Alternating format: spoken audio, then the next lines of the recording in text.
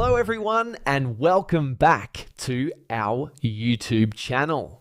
In this video, I'm going to show you how to fix Roblox app connection error. First, we'll start with something very simple yet powerful.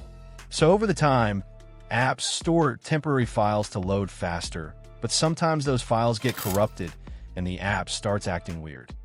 To resolve this issue, we will first head over to our device settings.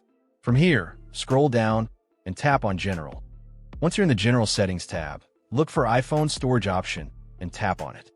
Over here, you can either search for the app or you can scroll down and look for it.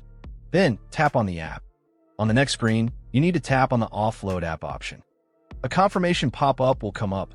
Now tap on the Offload app option here. It'll take a bit for processing, and then a reinstall button will show up. Simply tap on it to reinstall the app. This should resolve the issue, but if it doesn't, then you need to check if the app is running an older version. Head over to App Store. From here, double tap on this search icon in the bottom right corner, and then search for the app.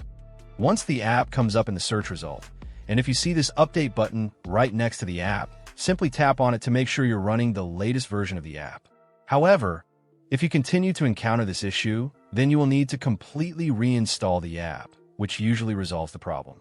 Head over to this screen the way we did before.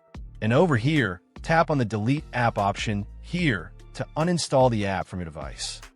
A confirmation pop-up will come up. Now tap on the Delete option here. Once uninstalled, open up App Store and search for the app in the search bar.